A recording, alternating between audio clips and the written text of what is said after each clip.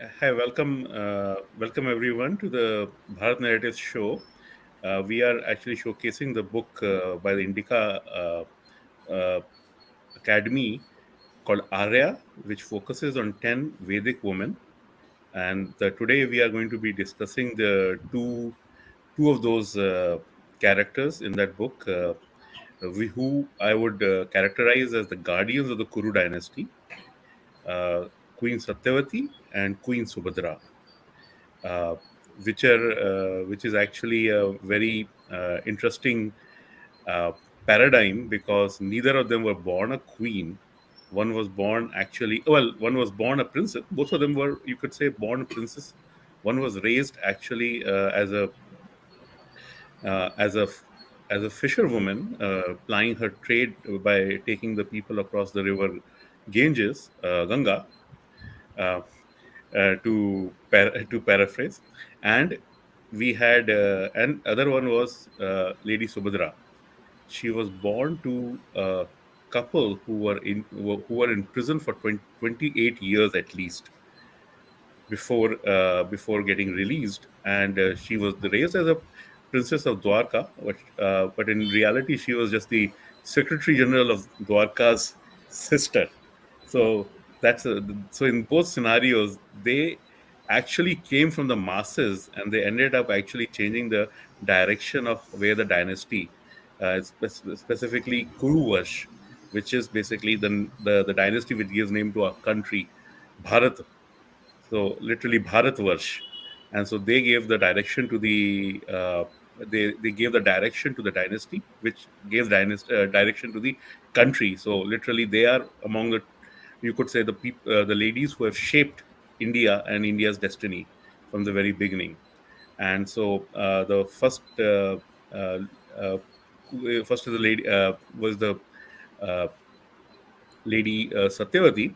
So we have Deepak MR, who basically wrote the story on Satyavati, and the other one is written on Subhadra, was written by Bharathi, and and again, uh, uh, uh, the Satyavati gave the light, Deepak, to the dynasty, and Bharati is the name of the country itself.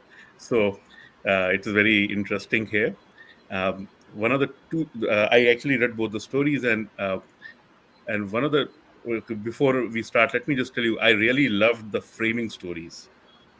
The story itself is the story of Satyavati and Subhadra, but Bharati and Deepak have put them inside framing stories, and they were very interesting and very good. The Bharati's framing story literally touches upon all the aspects of Satyavati's of Subhadra's interactions in the Mahabharata, as well as so you basically are getting the entire gamut of Subhadra's interactions in Mahabharata in that story, as well as Deepak's. But in case of Bharati, she used of course, the narrator, as the omniscient narrator, as the Krishna himself, as a part of it, to frame that story. While Deepak used a very interesting character, Ambika, one of the least, utilized, least understood characters of Mahabharat, to frame his story. So please welcome them. And of course, we have of Mr. Gaurav Tiwari here from Bharat Narratives, and to Sutradhar. as a Sutradhar. Um, uh, yeah, and I will act as a takshak of the show, uh, the one who presents the presentation. So, and it's very interesting. The woodcutter is also called a takshak. So compares role in Natya Shastra is to basically cut down the story, the play, in proper aspects. So let's begin chronologically with Deepak and Satyavati. So my question to you is, how did you went about uh, creating the story? What was the essence behind the story? Okay, namaste everybody. So I'm happy to be associated with Arya, which is an anthology of 10 stories covering 10 powerful characters from the Vedic period. So my choice of the story was, yeah, thank you Gaurav for highlighting the book. So my choice was Satyavati. So the moment I saw the idea of this anthology, which was put out by the curator Shiv Kumar, so the first name which comes is of course Draupadi, but Draupadi has been written about so much that it's difficult to write something new and different. So my next choice as a powerful character, as a woman of substance, was Satyavati. That was my first choice. So in fact, I sent a mail to Shiv Kumar asking him to, reserve the character for me while I work out a story and not allot it to anyone else. So while studying about Satyavati, my source, of course, is Vyasa Mahabharata. Then, apart from that, I also looked into Devi Bhagavata Purana, which had a lot of important conversation between Bhishma and Satyavati. So there's a little bit even in the Harivamsha. So those were my sources. But the main thing was that I wanted to narrate Satyavati's story from a third person's perspective. So that's why I chose Ambika. So she was one person who was affected a lot by Satyavati's action. So when we look at the story itself, we feel that Ambika is a victim of Satyavati's action. And in fact, as we know, Satyavati generally has a bad name. So she's considered to be ruthless, iron lady, cold blooded, heartless, greedy. So many names are given to Satyavati, which is the usual description. So I wanted to present her in a different way as an iron woman and wanted to do it through the eyes of Ambika. So that's how the process started. So of course, I'll not reveal much about the story. So our viewers and listeners can please read the book to know how the story is shaped. But it is the story of Satyavati through the eyes of Ambika. So as we know, Amba, Ambika, and Ambalika, they were abducted by Bhishma as brides for his brother. But then Amba left, she became Shikandi. That's a big story. That's a different story. So Ambika and Ambalika stayed there, and their life was affected by Satyavati's decisions. So primarily, the decision was that when her son died, there was no one on the throne, and then she wanted the throne to continue. So that was her prime motive, that she wanted the Kuru dynasty to continue and not end. So effectively, the Kuru dynasty had ended with Vichitravirya's death, and the only option was Bhishma, but he was very clear that he has taken a vow and no way he is going to occupy the throne. In fact, he says that even if the sun stops shining, I will not occupy the throne. So there was only one option. It was a difficult option, which was Niyoga, wherein she asked her son Vyasa to come and bear children for the two queens. And then most of us know how the rest of the story proceeded. So, but that was a very important decision taken by Satyavati, because of which the Kuru dynasty flourished. So that is why this topic title is Guardians of the Kuru dynasty, and Satyavati was one of the guardian because she was the one who was responsible to ensure that the dynasty continued through her decisions. Though her decisions appear harsh, cruel at some times, but it was necessary for the kingdom, it was necessary for the country also. So just one last thing before I close. So why was Satyavati so desperate to have someone on the throne? So that's a question which may come up in many people's mind, because uh, Hastinapura was a target for all kingdoms. So they were eyeing. So here was a kingdom without a king, and there was a woman who was ruling. So in fact, this is something very interesting. So we have had a lot of internal discussion on this. Probably Satyavati is the first woman ruler of Bharata. There was no one else before her who independently ruled. Because I remember Pranshu telling me that Bhagiratha's wife occupied the throne in his absence. But that was in his absence. So her husband was dead, her son was Right. dead. The other heir refused to sit on the throne. So she was the queen. She was the first woman ruler. So at that time, everybody naturally would eye her kingdom, trying to take it over. So we had uh, Ugrayuda from Panchala, who not only eyed the throne but he also eyed her. He sent a message saying that come to me with your kingdom. So then she told to Bhishma, and we know Bhishma's fury, we know Bhishma's power. So he destroyed Ugrayuda, killed him, and Panchala became an ally of Hastinapura. So that was a very important uh, part of the Subsidiary kingdom, story. actually. Yeah. Yeah. So the relationship between Panchala and Hastinapura, it actually became strong thanks to this decision.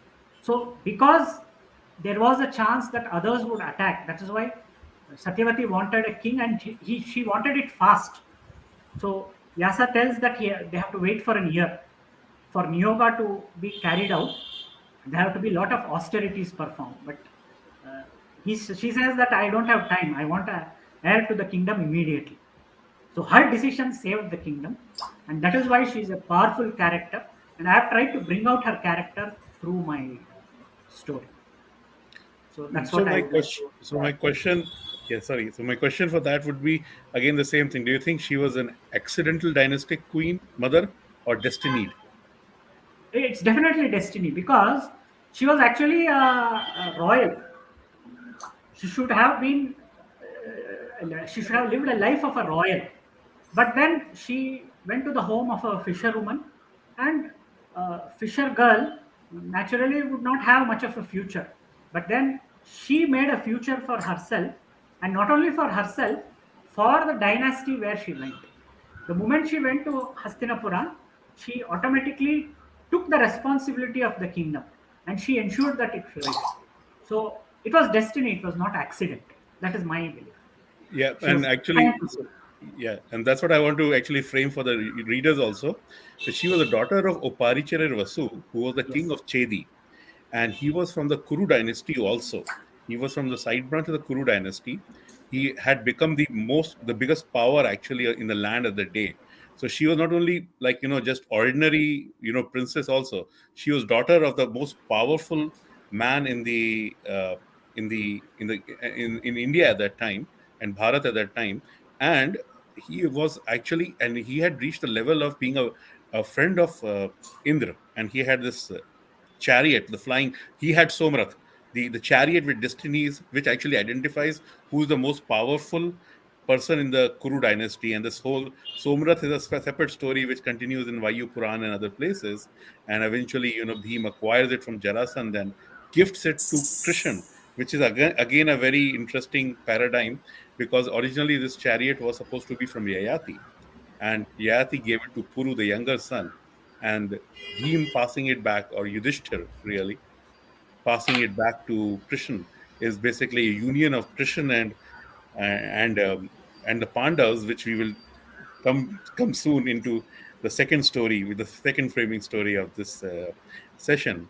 The other part is that not only Uparicharar Vasu is one of the major characters from our philosophy itself. The name itself means transcendental. Every shlok has to have three meanings at least. I mean, there can be many more meanings, but as they say, Triyartho Veda. So the first is Astikadi meaning, which is basically as is, what the shlok says.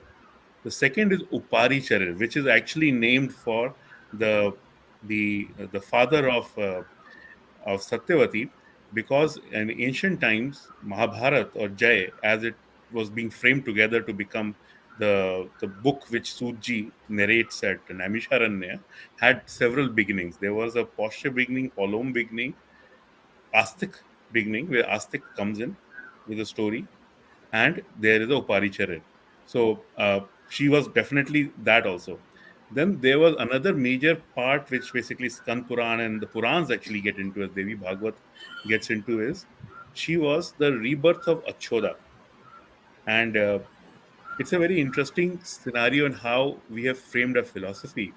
Is Brahma not only did not create humans first, he created several variations uh, of living beings, of of uh, of literally he created several worlds in itself, several praniyon ki shreniya, and the first one he created was what are called pitra. And all our Hindu customs actually worship the Pitra, and they are connected to the Pitra. And the Pitra are, in some of them are formless in our imagination, some of them are have a form.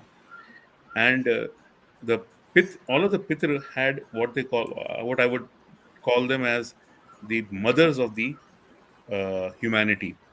And one of the Pitras, Bharshas, their daughter was Achoda. And Achoda actually rejected her parents, her fathers, the Pitras, and she selected Amavasu, the son of uh, Pururava, from the Chandra dynasty herself. So she was a lady who actually was tied in with the Chandra Vansh from the very beginning. And she was cursed to be born again as Satyavati. So Satyavati, as you said, the destiny was there as a part of it.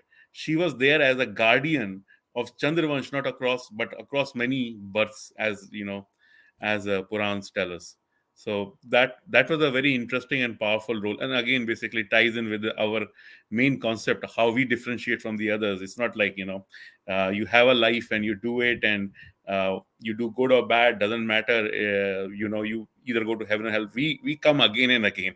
We basically have a different cycle. We pay for our crimes again and back in this same, or we pay and get a reward for our life again in the same, structure. So from that point of view, Satyavati illustrates that she was from very beginning chose Amavasu. Amavasu is the ancestor for eventually the Kaushik dynasty, the Vishwamitra and the and again, which was again an iconoclastic dynasty. So same thing, Satyavati sort of brought that iconoclasm, like changing the paradigm.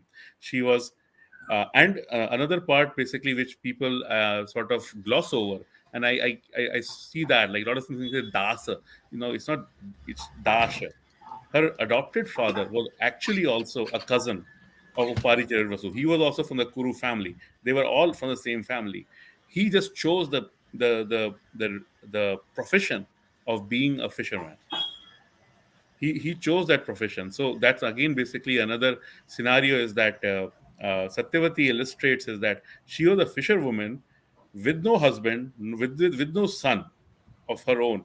But of course, of course, there was Bhisham.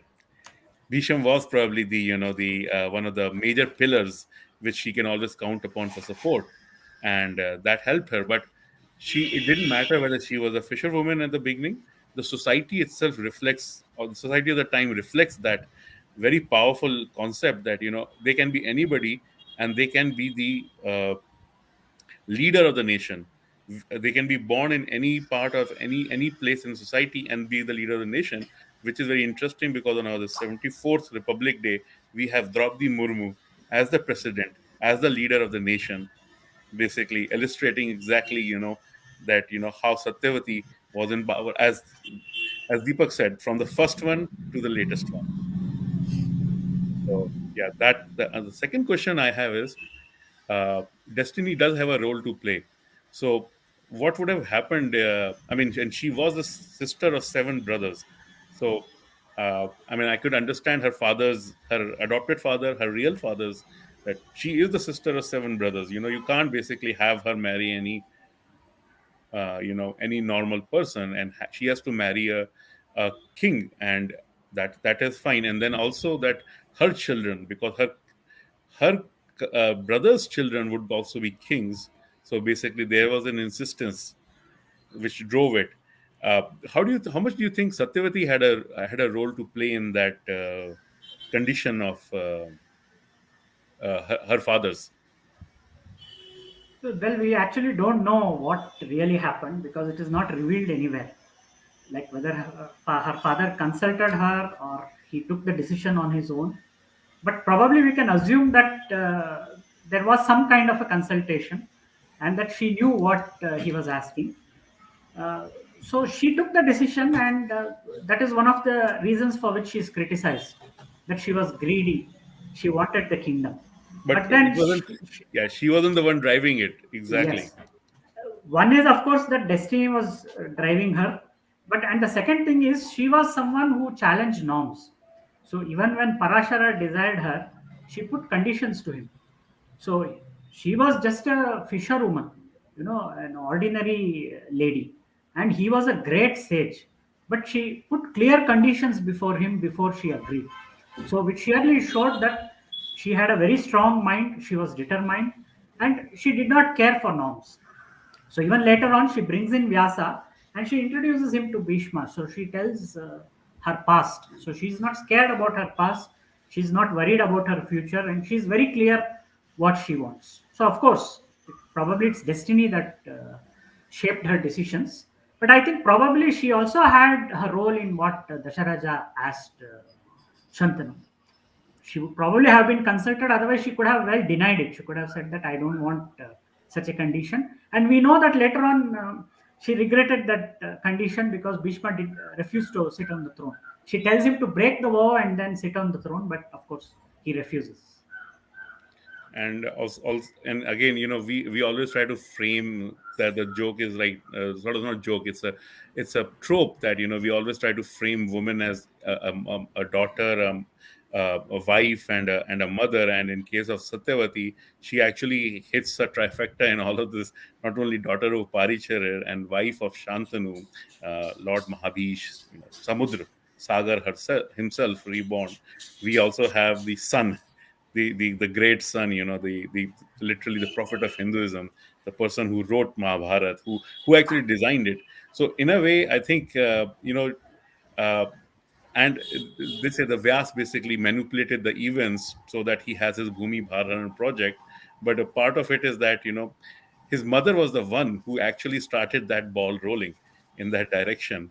So and it's like, putting the chicken before the egg. Is it Vyas's Bhumi Bharan project, or was it Satyavati's Bhumi Bharan project? Because when she realized this is the point you brought out in your when when both all the grandchildren were born, Satyavati realized that there was going to be there might be, as Vyas warned her, that there was going to be a tragedy in the future, and she walked away from it because one side were her natural grandsons, the Kauravas, and the other side were basically, again, like Satyavati brought in Vyas, Kunti brought in Dharma, Indra, and Vayu and Ashwini Kumars into the family paradigm, right?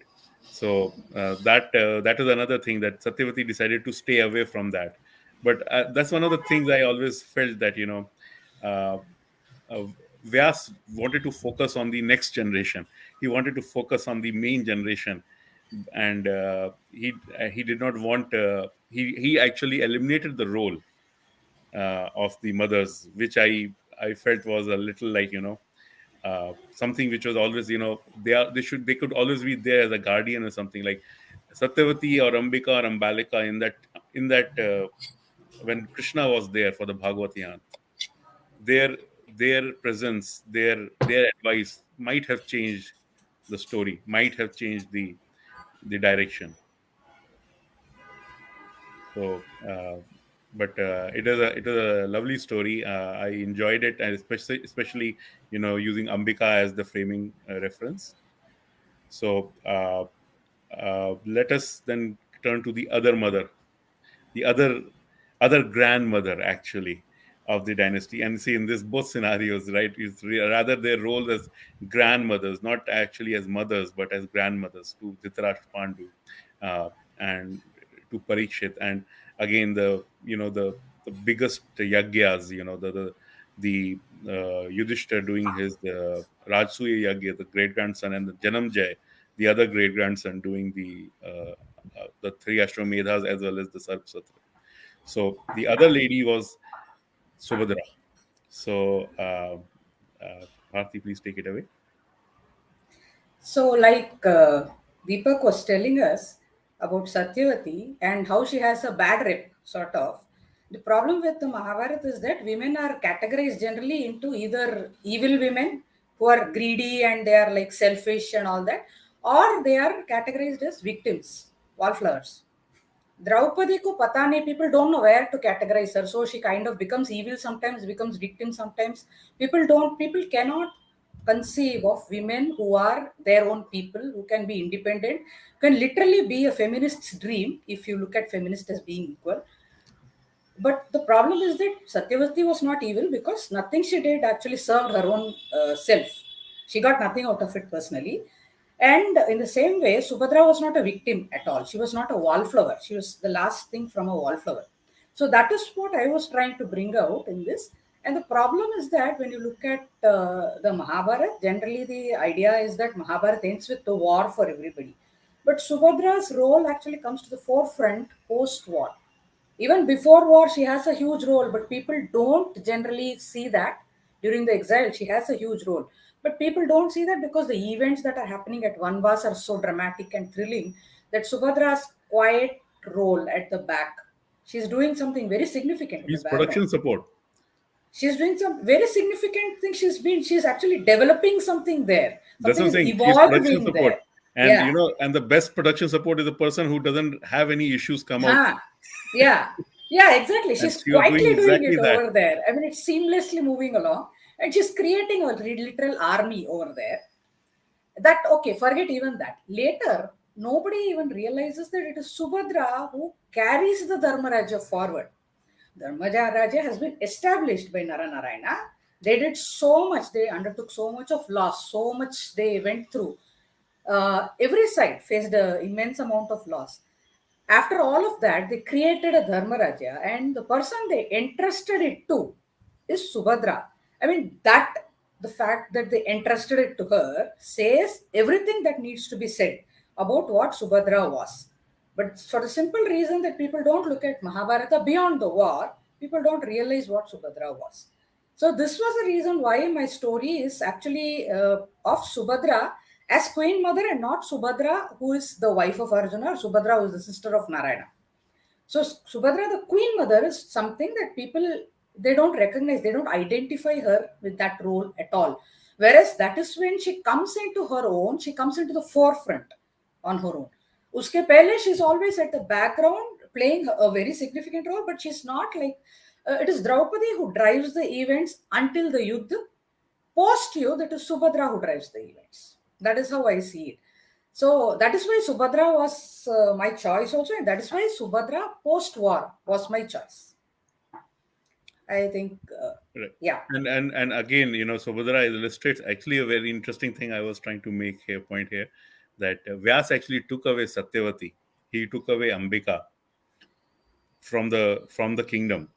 But Yudhishthir actually made sure the grandmother stayed on for the yeah, Dharmrajya. Parikshit was not a baby. He was a just 36-year-old guy at that time. But, he basically said that, what? I think what Vyas did, and this is like sort of a Yudhishthir, or you could say, a Krishan through Yudhishthir, basically determining the fact that, we didn't have that woman's touch for the correct, future, for the nurture part. It's like, you can create. Satyavati is the creator, but Saudara was a nurturer, and that role basically as the grandmother advising from behind, from for the long term of the dynasty. And yeah, and we are told that she was there in Janamjay's time also. yeah, yeah, Parikshit correct, dies very early. Parikshit dies because of the yeah, curse of Rishi Shringi. So, she's there actually as the next generation also. And Janamjaya was actually a minor when he came. So, mm. literally, Yutsu and Subhadra actually Yeah, had a right. had a reign. They actually reigned for the time being, So you or have ruled the for the time Bhishma being. Satyavati combo again. Yes, You and have the there's Bhishma again Satyavati combo exactly. mirroring again Yeah, there. brother-in-law, sister-in-law there, but Yeah, again that connect, and one basically again that paradigm, fisherman's daughter, as well as the maid servant's son. So that scenario is still basically in play, and correct. that's one of the very powerful concepts. Like Vyasa is like Sambhavami yuge yuge. Everything happens again and again, and the solutions can be found from anywhere. They can come from any place. And that's a So powerful point you made that Yudhishthir wanted a feminine influence somewhere on the top. And that is why it makes it significant for this because of particular book because because of the other feminine uh-huh, influence in their lives. yeah, yeah, Draupadi, right? exactly, Was Kunti, yeah, and again, this is Kunti and like a Draupadi, right? series of powerful, yeah. And that's where I Correct. thought, they're the skipping. We actually even have the next generation before also. Satyavati's mother-in-law, Okay. putative mother-in-law. See, Madhyanti and Ardeshanti, right? Hmm. The Vashisht gives Madhyanti is the lady, Raja Kalmshad's wife, who basically gives birth to Ashmak through Vashisht, and Vashisht then gives through Ardeshanti gives birth to Parashar. So in both scenarios, grandmother-in-law, sorry, of Satyavati. So in both scenarios, there were these ladies who were different, who thought about differently. There was this conflict between the Brahmins and Kshatriyas. There was a conflict between the religious as well as the state, religion and state, and sort of that under in guise of Vyas that died down, but it was really the mothers Adishanti and Madhyanti basically, and Vyas brings them to fore in Adipar from the very beginning. So that thing basically continues with Satyavati, and then with Kunti, and with Draupadi and Subhadra continuing it. And we do not get much role for, of course, the next generation, because obviously the epic doesn't focus on that. And later on it just accelerates forward to Narvahan Dutt and Shatanik and Narvahan Dutt and Udyan. So there is this gap, and this is where I would always also, if people are listening to it or something, read up a little bit about Mahabharat, but also post Mahabharat, as uh, you know Bharati has done in this story. Focus on that, and then there are more stories beyond it also. There are 1015 years between Parikshit and Mahapadmanand, and there are many interesting stories which are waiting to be told, many heroes and heroines to be discovered in our society. I mean, 1,000 years worth of heroes and heroines we have basically not focused on. So that's another. But what I really liked about your story was like how it was framed. It touched basically, as a background. She thinks back, and she thinks back to all these seminal events, including so. But what do you think? How Subhadra was driven? What do you think? What do you think was, who was the inner Subhadra?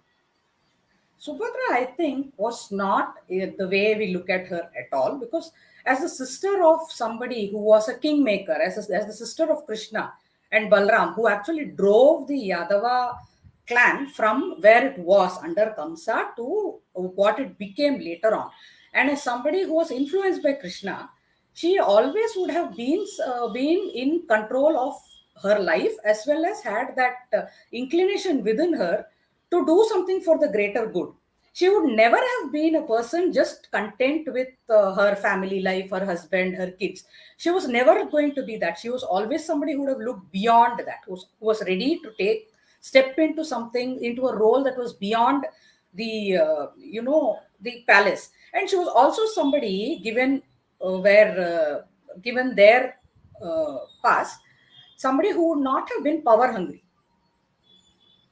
because the power was divided in the Yadava clans. She Yeah, was not somebody who would have been power hungry, or ephemeral. would have. Ephemeral. She She, is, she yeah. would not Kans was have. killed, and they lost That would not Mathura. have been her idea. She was the anchor, like Krishna was once.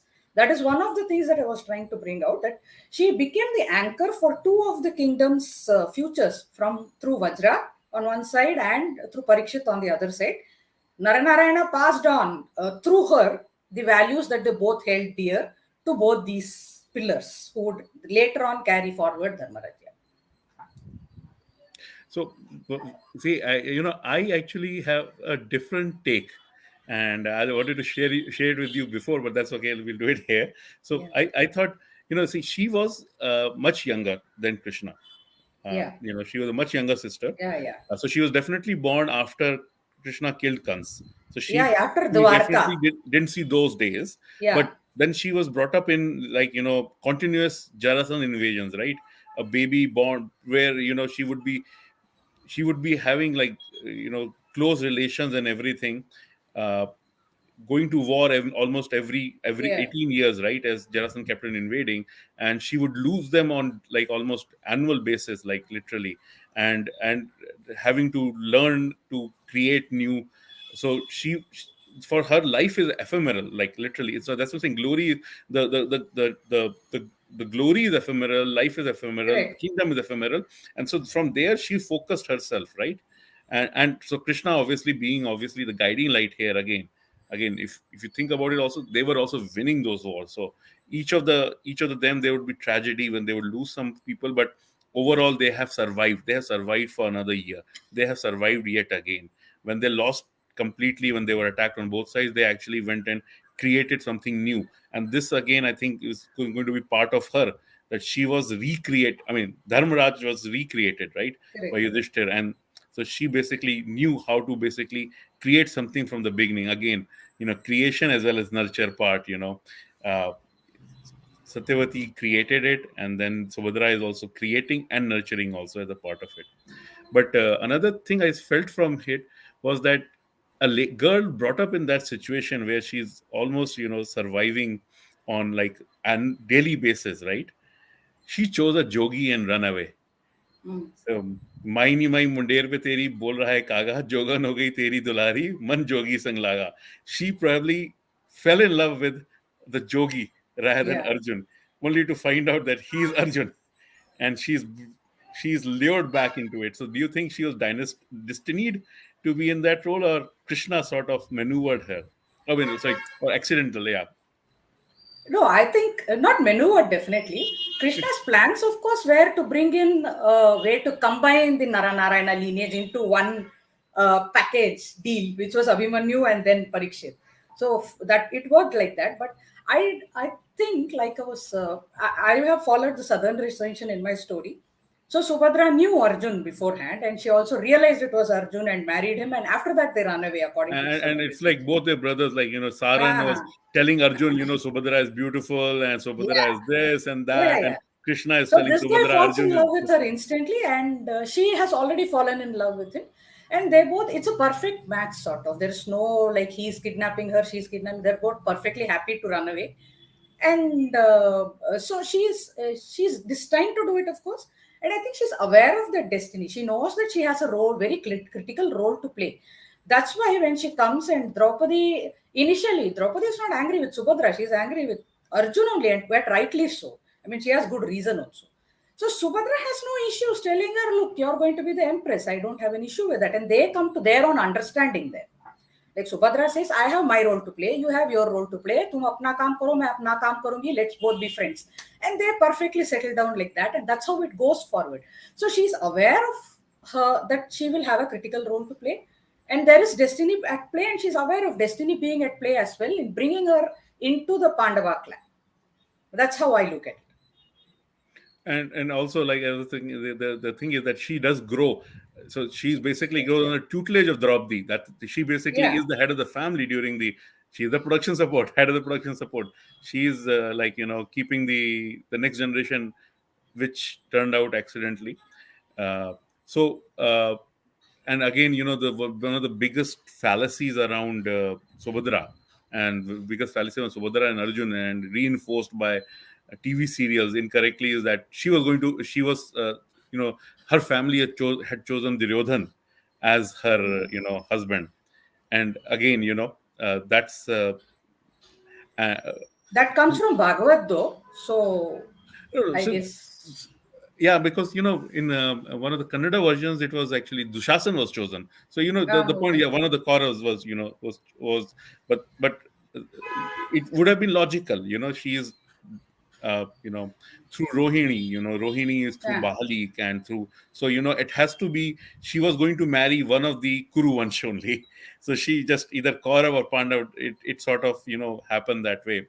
And Uh, significantly, so Subhadra says, okay, well, you're not going to do the decisions for me. I just get to decide who I marry. No, that's a very powerful thing that she's doing right there. So she's no victim at any point of her life. She is deciding. You can decide Duryodhan, Dushasan, anybody, you can go marry them. I am going to decide who my husband is going to be, and I and choose this guy and I'm going to marry him.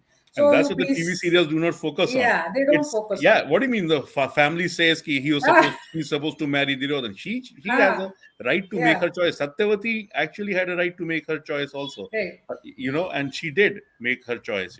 She even reject. I mean, And there is also this, the story before that, actually Asit, not a very minor character, Rishi Asit actually espoused Satyavati before, even Shantanu. So, Satyavati had some qualities, a lot of qualities, great qualities around her, even as a young woman, that Rishi Asit basically wanted to marry her. King Shantanu wanted to marry her.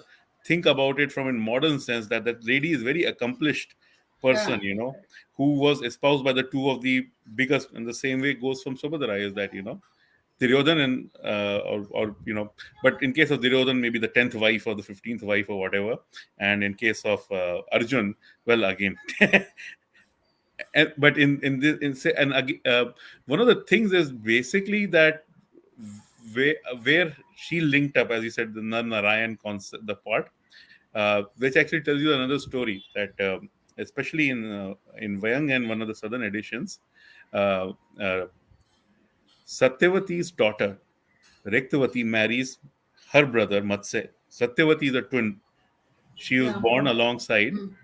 Matsya, the first Matsya king, and her daughter Rektavati marries the son of the Matsya king. Their son is Duat. Duat one is named after him. He is a great Ashwamedha king.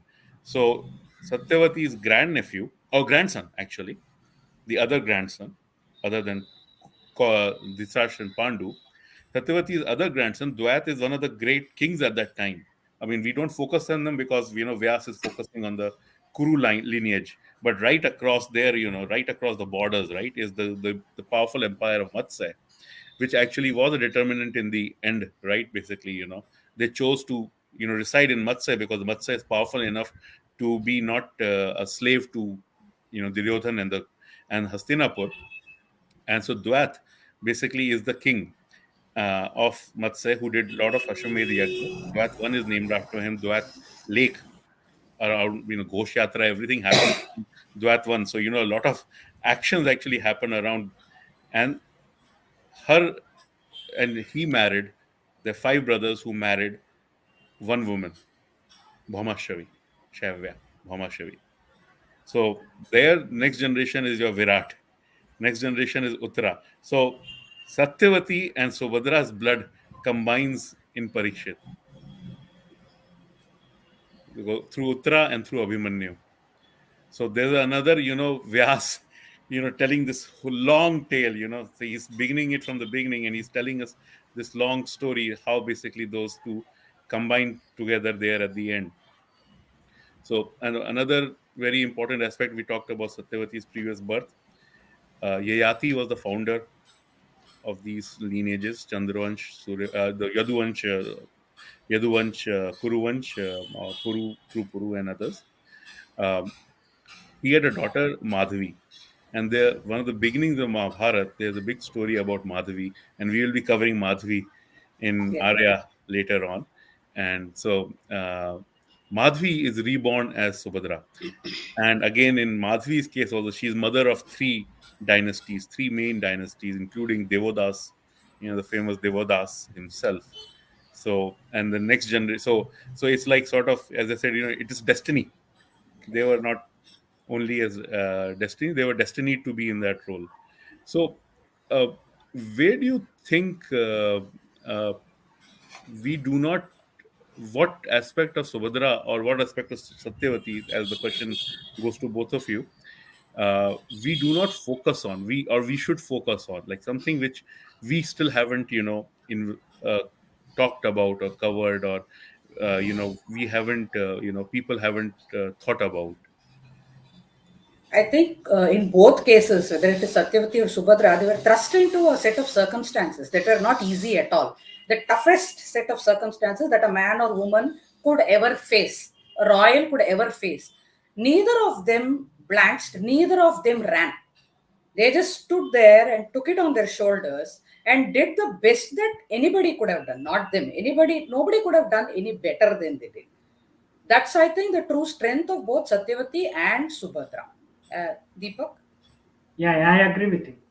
So I think that is right. And again, my focus is more on the image of Satyavati, which is basically negative. Yeah. out of most of the powerful women of the Manipulative, and Mahabharata, she is considered manipulative. So we have to account for the circumstances, as Bharati pointed out, the kind of circumstances she faced and in which she had to take tough decisions. And she So didn't get whatever anything best out she of did, it. Hmm. yeah, that's Satyavati right. never got anything personal out of it. She only suffered. Yeah, her son could not be king. He Correct. died. Both her sons died quite in a bad way. One was killed in war, that too after such a long war, and the other one died of of suffering from disease for a long time. And in the end, she had to go back to Bhishma and roll back her decision, requesting Hmm. him to come back. And in the end, she did not get to enjoy a retired life. She Correct. had to go to Exactly. the Correct. Vanaprastha and spend the rest of her life there. So effectively, Satyavati got nothing. Right. and so and when so see, that's another point, is that you basically both made a very interesting point, is that they must have been trained. So we get a focus on Guru Drona, and how he raised the trained the Pandavas and the Kauravas. Both Satyavati and both Subhadra would have been. So we do not actually get to know who their gurus were. Right. Right. And we're going to be in Arya. We are going to be discussing the women who are known for their scholastic abilities, Gargi, Matre, Vachanakavi, later on. So I wanted to bring that even they, basically Subhadra and Satyavati, would be in the same scale as all the other heroines, as basically mantrashta rishis, equivalent of that. I mean, in actual case, not all of them basically got included into the various Vedas or Upanishads as mantrashta, but as a point that they must have been educated, and that's one thing I believe we do not focus on. We do not think about it. We have uh, we have flashes of it through Vyasa shlokas here and there, that Draupadi talks about, that this Brahmin had come to Drupad's Sabha, and gave her uh, you know knowledge, provided her. So that basically importance of this women's education, Larki Padhao, that basically is part of the uh, whole scenario. We are just repeating that thing again and again, century after century, year generation after generation, yuga after yuga. So now, one thing, so Gaurav, you have been very quiet, so I wanted you to basically discuss, what do you like, what did you like, not about the stories, but what did you like or dislike about the uh, our heroines before you read the stories, and what do you see of them after you have read the stories? Thanks, Pranshu. So basically, I mean, if I have to stick to Satyavati and Subhadra, I did not know a lot about them before I had read Mahabharata, which was like 3 years back. When I started reading Mahabharata, I realized that much of the Adiparv is not covered in most of the modern retellings, and that is a big loss, because a lot of this information that is actually useful for you to understand the inherent concepts that Mahabharata is trying to tell you is in Adiparv. Correct. The problem is that because when you watch a Mahabharata TV serial or read any retelling, or let's say a summarized, abridged version of Mahabharata, the first thing they cut out is the first part of the book, which is the Adiparv, and the second thing they cut out is the entire book 5, which is the Shantiparv. The Bhishma and Yudhishthir conversation, that post-war, immediate post-war thing. And because of these two omissions, it is very difficult to understand the character of Satyavati as well as of Subhadra. The first omission takes away the importance of Correct. Satyavati, and the second omission takes away the importance of Subhadra. So essentially, the at the risk of choosing only entertainment over substance, we have done a great disservice to ourselves by omitting these important chapters which are essential for a understanding of this great epic. And if you understand, if you read Adi Parv in the beginning, you feel like, what are these disconnected stories? Why are they being told? That is something that I also felt in the beginning. What does Garuda have to do with Mahabharata? Right? Correct. You go to that entire Naga lineage and Sheshnag and all that Astik. Astic.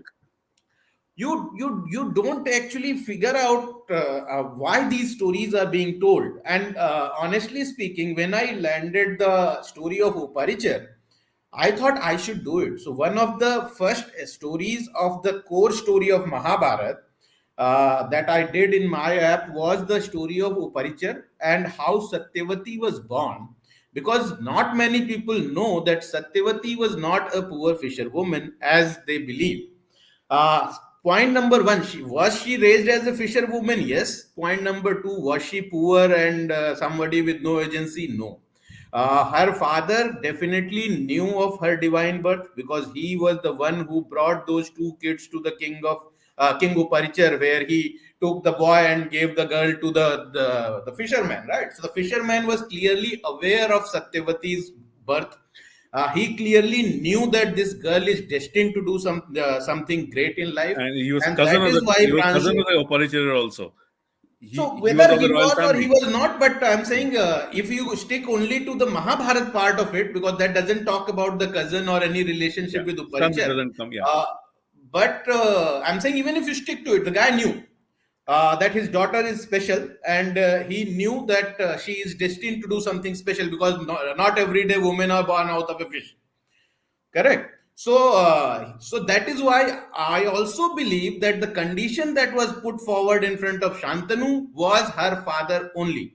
She did not be greedy or she did not do anything of that sort to get the kingdom, and which reflects, as Bharti kept on saying, that she did not get anything out of it because her intent was not to get anything out of it. She was not looking for a comfortable life. Her father is mentioned as Matsya, like the king of fishermen, right?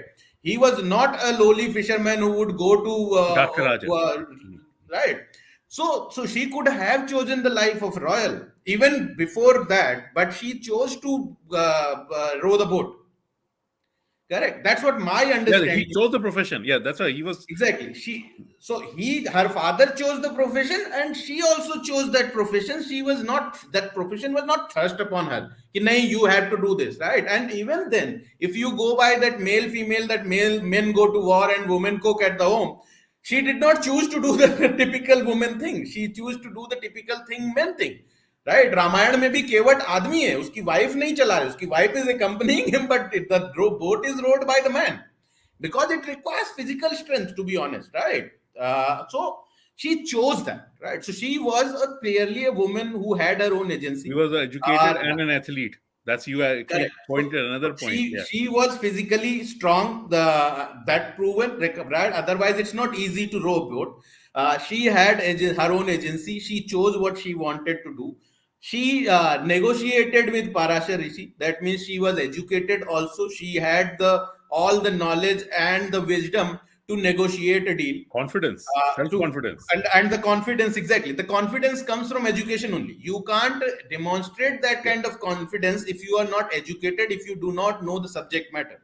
Correct. So I mean, when I talk about Savitri, I say that she planned that confrontation with Yama, right? It was She not an planned from the accidental moment she encounter. was married. She had that 1 year just for the planning, and that is why on the day of Satyavan's death, when she asked her father-in-law and mother-in-law that I want to go with Satyavan, and Satyavan says no. Her parents say, "Nahi, she has not asked for anything in that 1 year. Today she has asked for one thing. How can you say no to her?" Right? If that one thing pleases her, take her with you. And she planned for it because she knew what she was doing. And that's true for Satyavati also. Satyavati knew what she was doing when she had that encounter with Parashar. And when she had that encounter with Shantanu also, she tells clearly to Shantanu that talk to my father. Maybe she knew that her father had some dreams for his daughter, and she probably did not want to. Just a moment.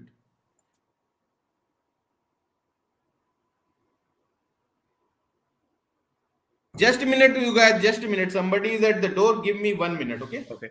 So actually, I wanted to cover another thing. We always talk about, the characters who were like, there in both Ramayana and Mahabharata.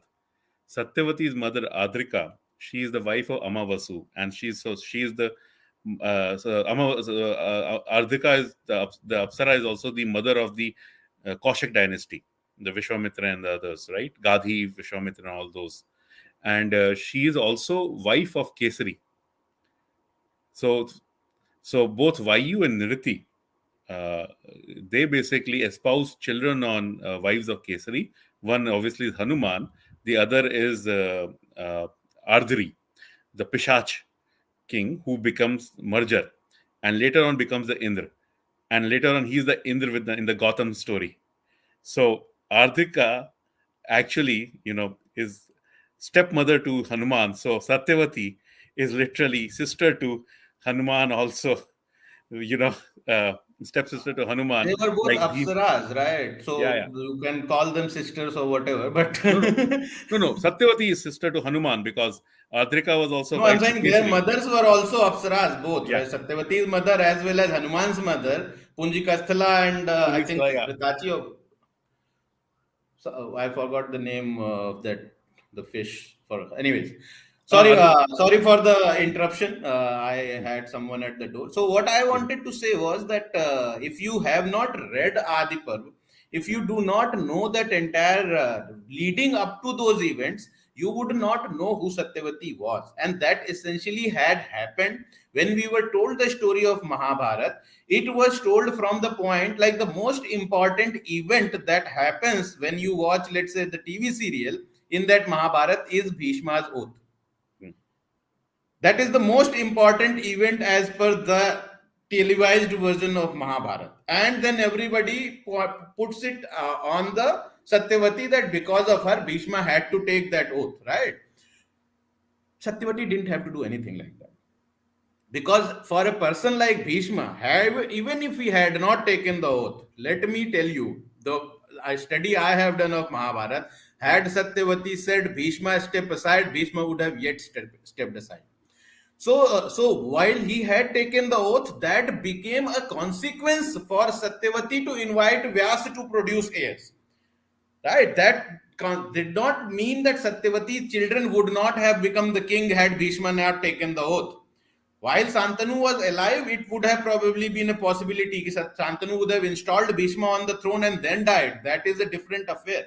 But had Shantanu died without putting Bhishma on the throne, Satyavati had all the agency to make sure that her son would sit on the throne, not Her, Bhishma her, or her not brothers are anybody. kings of Magad, Chedi, She Vats, doesn't need to and fight. I mean, Vatsya. even if you know Bhishma's character, she wouldn't have to Yeah, even exactly. raise a finger. She just need to say those words. Yeah. Bhishma's character is very, very powerful, No, he and the defends power Satyavati comes from from Ugrayudh. Yeah, he and the defends Satyavati power from comes. Ugrayudh. Yeah, No, I'm saying the yeah. power that Bhishma has doesn't come from the physical strength or the ability to fight. The power comes from the lack of desire he has. The He does moral not compass. Yeah. desire anything. I mean, he had let go of the most important desires every man has. Correct. So that when you can let go of that desire, that is only Mahadev who could do it, right? In our thing. So you are that kind of a person who doesn't have any desires. That kind of a person does not go after the throne or after all these kind of things. And that is also the reason Bhishma could see what was happening in the Kuru Sabha without losing his person, right? Because everybody says that Bhishma could see what was happening and did nothing. When you, first two things, when you have seen a long life and tumultuous life, you sort of lose some of your emotions, right? So you don't express the anger as any normal person would, right?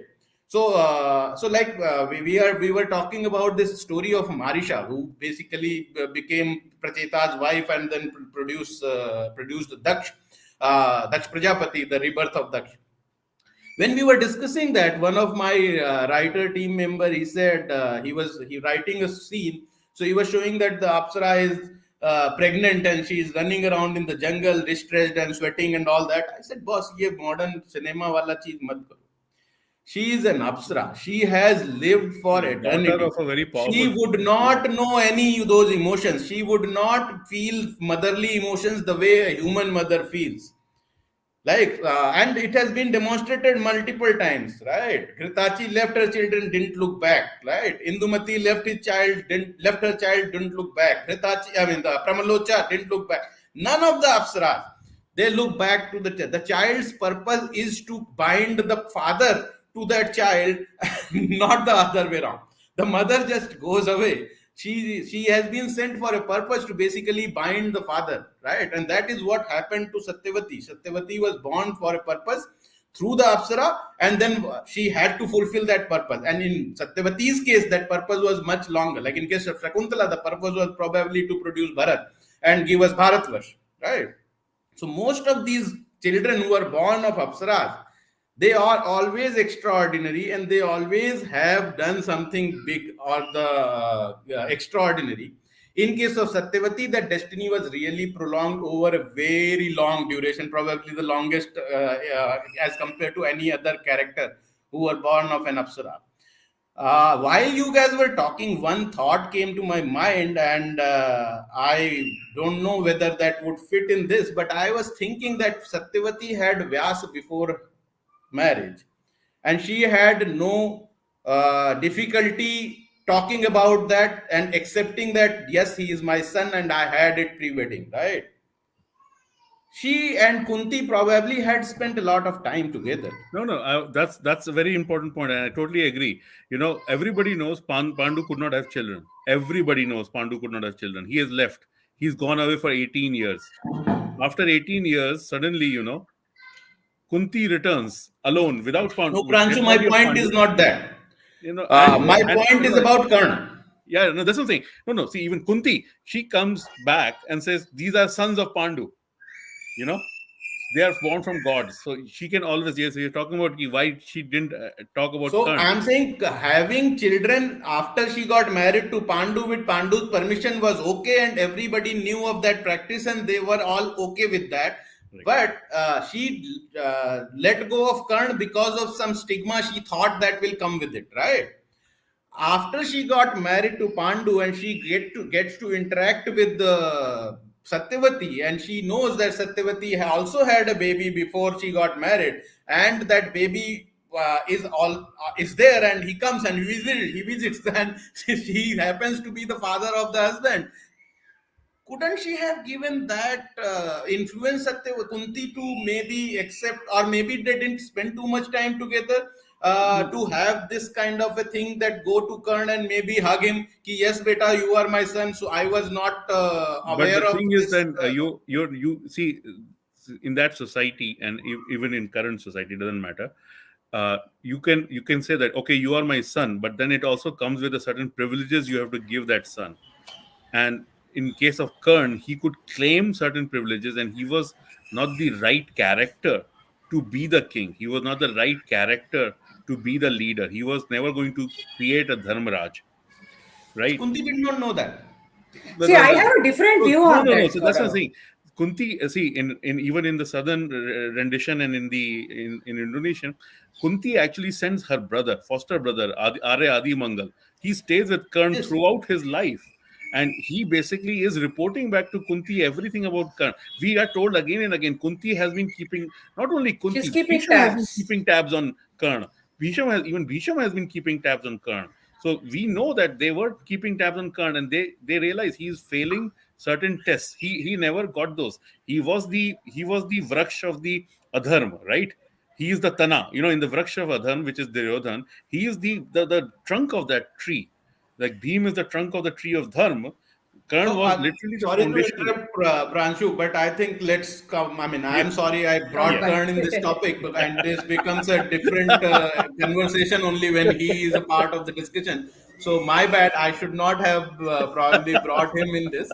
Let us go to Subhadra because I Yeah. talked about Satyavati a lot, and in case of Subhadra, as we have discussed, and Bharti and you also have pointed out, that Subhadra had a certain life, right? She was probably, when you say like Dwarka was probably equivalent to a modern than a modern day USA, which was built by migrants in somewhere near the sea, away from the hustle bustle of the Europe, probably. So that could be a New modern world. equivalent for Dwarka. You created a superpower created by migrants, and so she, her parents had a very difficult life, but probably she was not aware. I mean, she has not Yes, seen it. She probably had known about it कि भाई ऐसा she's हुआ heard of it, history. right? Yeah, but she had not experienced it the way Krishna and Balaram did, right? So she did not have to live away from her parents, but she definitely would have known, because that would have been very recent history, the migration from Mathura to Dwarka, right? So she would have known the association that brings, or disassociation that brings. And that is why, if you look at it, she also did not have a desire to marry a king or marry somebody who will sit on the throne. Had she had that desire, Arjun was never destined to sit on the throne, and everybody knew That's it, the thing. right? Jogi तक भाग गई थी. No, but even without the ascetic bit, Arjun was the third brother, right? He नहीं, was फिर third in Duryodhan से line. शादी कर लेती. Exactly. Had Yeah. she desired to sit on the throne, she would have probably accepted marriage हाँ, with Duryodhan yeah, than with Arjun, because Arjun was never supposed Yeah, to she sit on had the that right. throne, that no that matter sort of how even extraordinarily talented Krishna he didn't was. want the kingdom, right? He gave it to Ugrasen. That Exactly. So tyag, that sort of detachment with Krishna had is she basically had reflected already in his seen that, siblings. Yeah, See, Balram and never she took had a central also role. Yeah. she Go ahead. had also seen that ki bhai, there is a lot of I mean, just because you have not sat on the throne does not mean you yet do you not have are, responsibilities, because Krishna took a lot of responsibilities despite not sitting on the throne. Correct. So she probably had all this awareness in front of her. And in terms of, when you talk about education and all, I find it difficult to believe that you are daughter of Vasudev, and you are literally the princess of Dwarka, and you are not educated.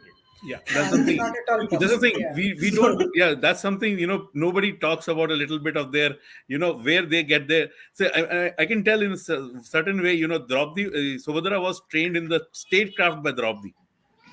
She would be the the deputy. She would be the one subbing for Draupadi throughout. So she's learning on the job literally. So that part is very clear, May and or that's may not be. I'm saying that yeah. she, when she decides to go with Arjun, she is already demonstrating a lot of these qualities at that moment itself, right? Which is there in front of you, which is written in Mahabharata.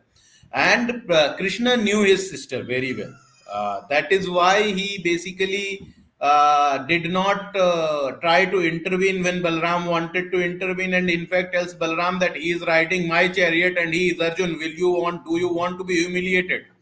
That's literally he says, and he literally says that yeah, Arjun is capable of defeating the entire Yadu army himself, And Subhadra including did outrun Balaram her in that brothers. army. That's what And, and Krishna is trying to tell us with and them, and right? Subhadra as a charioteer outrun her brothers. So I mean, she's also athletic.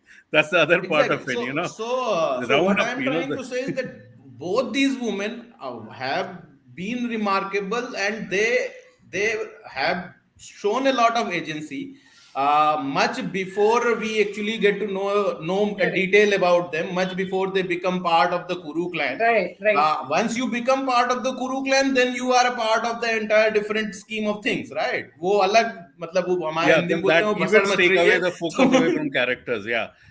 Correct. So वहां पे वो फिर they became off the limelight, and the focus came on probably on the different characters.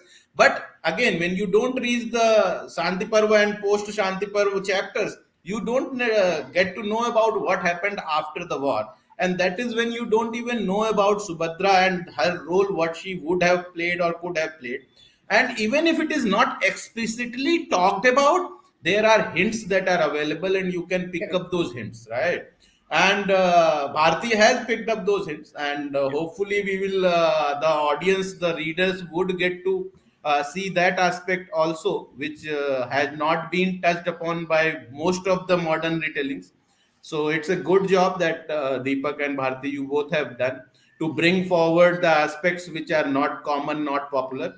and I applaud But that also effort. focus on this, those two guardians of the Kuru dynasty, basically, and so so I would say that, like, actually we've already gone over time, so let us conclude this first session on the book Arya, and looking at the heroines Satyavati and Subhadra, and we will soon meet again and look at the next two heroines, or the next set of heroines from that book, Arya. And please, I would advise that if you want to read the details, the stories in details, please go out and buy the book by Indica Academy, This book. the book Arya. Yes. Yeah. You Yes, see that? Yeah. I also got Okay.